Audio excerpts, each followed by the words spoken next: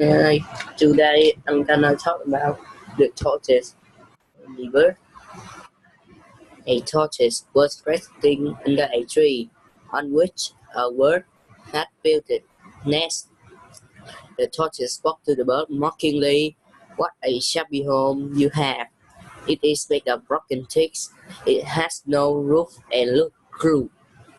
That's what is that you have to build it yourself.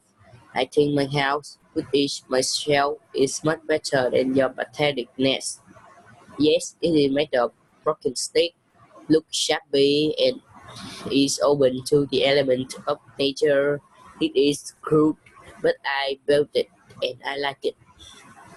I guess it's just like any other nest, but not better than mine," said the tortoise. "You must be jealous of my shell, too."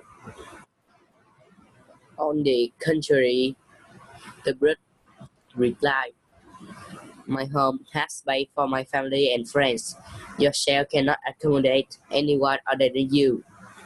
Maybe you have a better house, but I have a better home," said the bird happily. That's all. Thanks for watching.